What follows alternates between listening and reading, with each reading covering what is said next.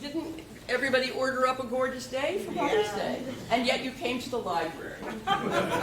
And I'm so glad you did, because I think you have a treat today. Roman Rudnytsky played for us back in 2019, and you'll find out that he is not only a world traveler, but he has wonderfully entertaining stories to tell about his travels. So I think you'll be happy that you got out of your Mother's Day lunches a little bit early, or you left the garden, and you came here for the afternoon. So welcome to you all. I just have a couple of little items on my to-do list. Just to remind you, please turn off your cell phones. Yeah. And if you need to leave during the concert, we have a lovely kitchen door. You can kind of go around the side rather than walking across the front. And also, Roman has a few CDs in the gallery, which you can buy after the program. They're only $10 a piece, and believe me, they're a buy. I have them at home, so I don't need them. But if you are interested, we can sell you a couple of his CDs. So please join me in welcoming Roman Rudnytsky.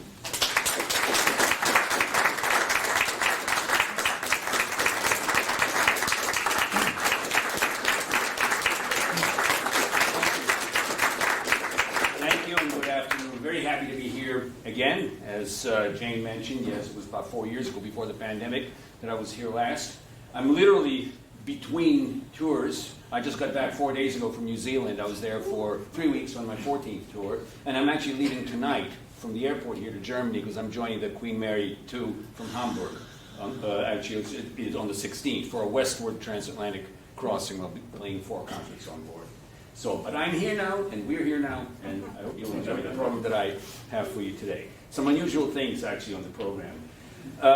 Starting off, if you know the similarity in the name, that was my father, Anton Rudnytsky, who was a very prolific composer and active conductor, wrote a whole variety of types of compositions, operas, symphonic works, chamber music, song cycles, piano music, and so on, utilizing in many of them Ukrainian themes and material.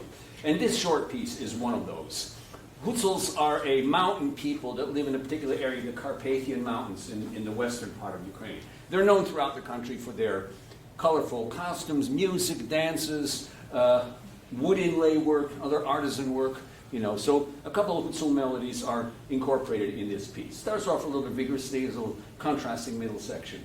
But it's a very typical piece, kind of piece that my father wrote. So starting with that, Hutsul Dance by my father.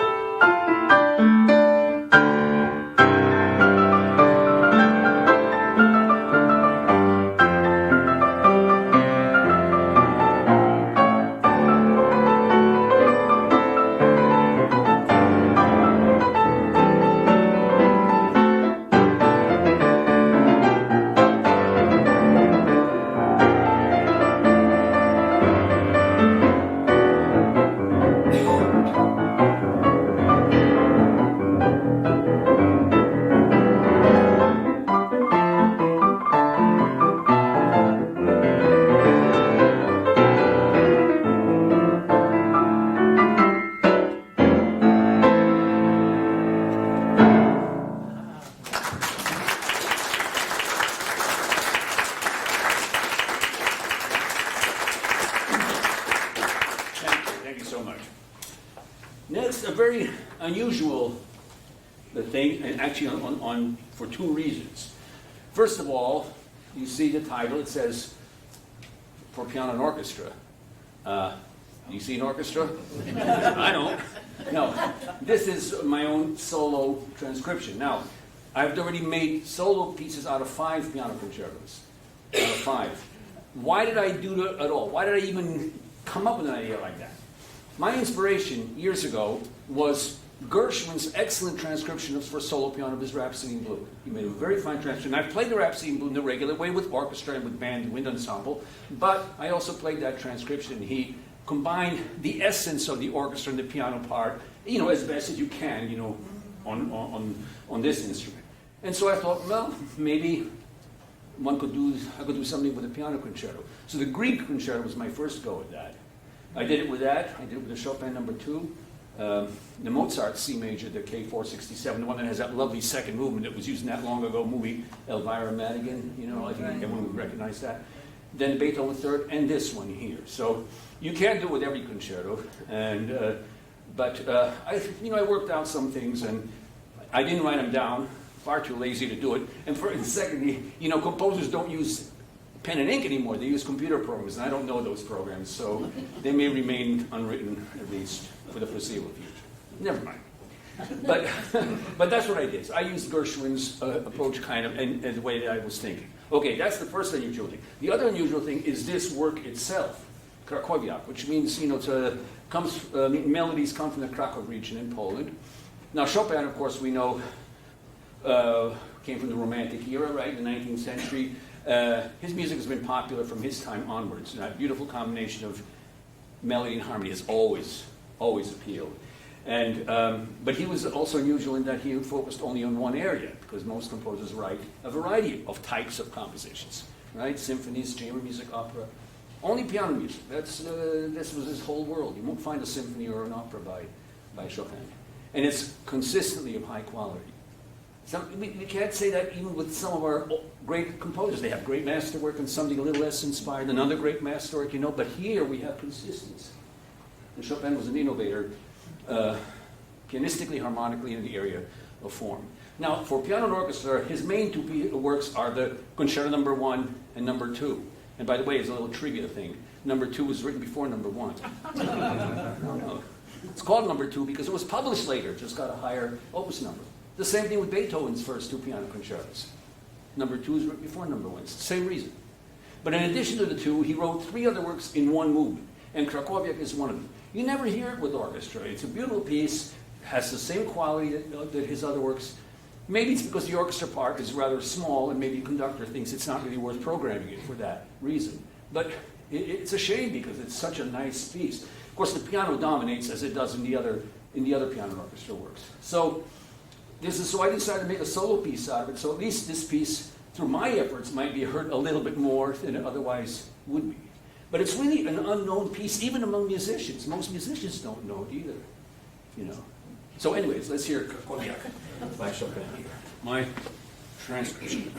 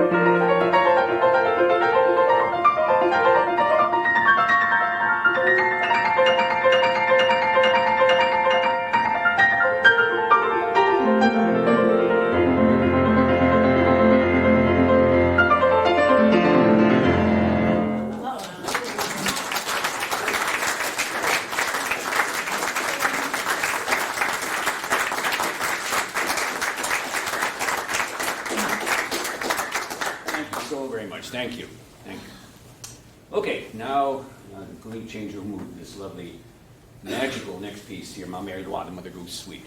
You know, the Impressionist era, when you compare it with the other major musical periods in classical music, lasted a very short time. You know, the Baroque era, 100 years plus, right? Romantic era, pretty much the whole 19th century. Impressionist era, maybe 20 years, if that. Mid-late 1890s into the second decade of the 20th century. The first decade was the peak. And I think the word impressionism is the correct word to use, because these composers were doing with sound in a parallel way what the Impressionist painters were doing several decades earlier, when they were creating their new effects with light and color to create these shimmery, sensuous effects on the eyes. Well, these composers were creating sensuous, shimmery effects on the ear. So harmony is everything. Beautiful harmonies. It's going to melt and mix each other all. And this music is very descriptive. You know, this music is often subtle, ambiguous, watery, mysterious, fragmentary. All these adjectives are very appropriate. And I like to use the word iridescent to describe what these harmonies do. Like when you drop oil in water, you get all those lovely colors just kind of, mix and shimmer. That's what this music does there. This was my original favorite area from way, way, way back. And because of that, eventually I learned and played in concert everything for piano. Both the two major composers, Claude Debussy and Maurice Ravel, wrote. Of course, Debussy wrote a lot more in quantity. But their music sometimes sounds similar. It's only because they use some of the same harmonic techniques, and especially in some of the works of the first decade of the 20th century. This is a lovely work. It's really a piano duet originally, and there's an orchestral version. But a man named Jacques Charlot made a solo transcription, which is almost identical to the duet. Mostly slow-paced, and you can just kind of savor the harmonies as they come through there. Ravel was a very precise composer, a real craftsman, elegance and polish throughout. When he was once asked his approach, he said, "My music is Mozart, nothing more, except with his own harmonic language, but the same approach of finesse, and polish, like Mozart, was there. So that's exactly what and we find that in this piece. It's just a kind of a fragile, I think kind of a quite magical piece. And of course the translations of the 5 moves are there on the program.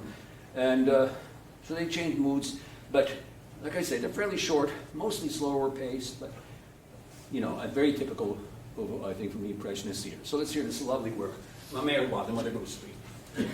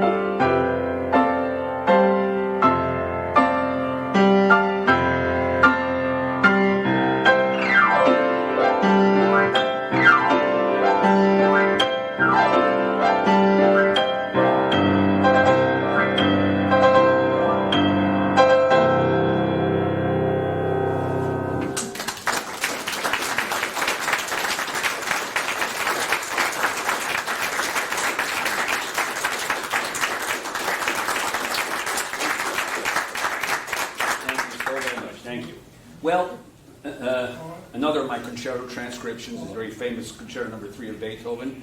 You know he wrote 5. This is the big transitional one, and quite dramatic piece. You know, in fact, that key of C minor is one that he used that in several works because he thought that it portrayed us or showed a certain drama better than other keys, and you know that he wanted to use. The most famous example is his Fifth Symphony, same key, C minor. Pathétique Sonata, the last sonata, Opus 111, the choral fantasy. Dramatic pieces, you know, so he used that key. Well, so it's like I said, the transition concerto, written in 1800, and he did, of course, the premiere, Beethoven did the premiere in 1803. He hadn't written it down yet at that time. And he had a person help him, you know, sit next to him, actually turn sheets that he had in front of him. But this person later recounted, his complete bafflement at what was going on, because he said the sheet had like a little squiggle here, something looked like Egyptian hieroglyphics here. These were signals to Beethoven what he was supposed to do when. But this guy saying that he had no clue what he should be doing unless he got a clear signal. So he recounted that afterwards. Yes, Beethoven, of course, wrote it down, after that time. Well, so I did the same thing as I did with the Krakowiak and with those others, try to combine the essential elements of piano and orchestra. And as you know, concertos in this era, the orchestra starts first, states the themes, and then the solo instrument comes in, and then you have the interplay. So that's, you'll hear. But, it's a very familiar piece. Beautiful second movement, it's quite in contrast, very lyrical, very expressive, dramatic last movement. So Beethoven Concerto No. 3 now in C minor. Again, my transcription of the solo piano.